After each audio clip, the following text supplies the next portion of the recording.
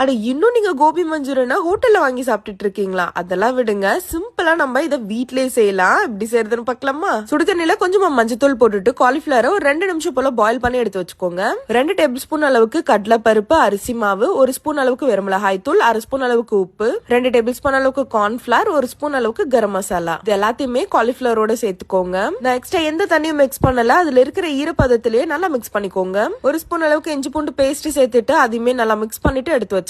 இப்ப என்ன நல்லா சூடானதும் இந்த மாதிரி ஒன்னொன்னா சேர்த்துக்கலாம். நல்லா கோல்டன் ப்ரௌன் ஆகி மொறுமொறுன்னு வந்ததும் எடுத்துடலாம். 3 டேபிள் ஸ்பூன் போல எண்ணெய் வச்சுக்கோங்க. குட்டி குட்டியா கட் பண்ண இஞ்சி பூண்டு 1 ஸ்பூன், அதுக்கப்புறம் 1 பச்சை மிளகாய் கிட்டு கியூபா கட் பண்ண 2 மீடியம் சைஸ் வெங்காயம் சேர்த்து அதையுமே நல்லா வதக்கிக்கோங்க. இப்ப கியூபா கட் பண்ண 1 கேப்சிகமும் சேர்த்து வதக்கிக்கலாம். 1/2 ஸ்பூன் வெறுமிளகாய் தூள், 1/4 ஸ்பூன் அளவுக்கு பெப்பர், 1 ஸ்பூன் அளவுக்கு உப்பு, இது எல்லாத்தையுமே சேர்த்துக்கலாம். ஒரு ½ மினிட் போல வதக்கிட்டு இப்போ 1 டேபிள் ஸ்பூன் அளவுக்கு soya sauce, tomato sauce add பண்ணிக்கலாம். மிக்ஸ் பண்ணிட்டு இந்த மாதிரி நல்லா கொதி வரும் பாத்தீங்களா, அந்த டைம்ல 1 டேபிள் ஸ்பூன் அளவுக்கு கார்ன்ஃபிளவர் எடுத்து வச்சிருக்கேன். அதுல கொஞ்சமா தண்ணி மிக்ஸ் பண்ணிட்டு ஆட் பண்ணிக்கலாம். நல்லா கிளறி விட்டு கொதிச்சதும் பாத்தீங்கன்னா இந்த மாதிரி திக் சாஸா வரும். அந்த டைம்ல நம்ம ஃப்ரை பண்ணி வச்சிருக்கோம் காலிஃபிளவர் ஆட் பண்ணிக்கலாம். உங்களுக்கு கொஞ்சம் செமி கிரேவியா வேணும்னு நினைச்சீங்கன்னா எக்ஸ்ட்ரா தண்ணி ஆட் பண்ணிக்கோங்க. எனக்கு அந்த மாதிரி இருந்தா பிடிக்காதுன்றதுனால நான் வந்துட்டு கரெக்டான கன்சிஸ்டன்சிக்கு செஞ்சிருக்கேன். இவ்வளவுதாங்க. நல்லா மிக்ஸ் பண்ணி எடுத்துட்டு சுட சுட போட்டு சாப்பிட்டீங்கன்னா அவ்வளோ டேஸ்டியா இருக்கும். சோ கண்டிப்பா ட்ரை பண்ணுங்க. மறக்காம நம்ம சேனலை சப்ஸ்கிரைப் பண்ணிக்கோங்க. பாய்.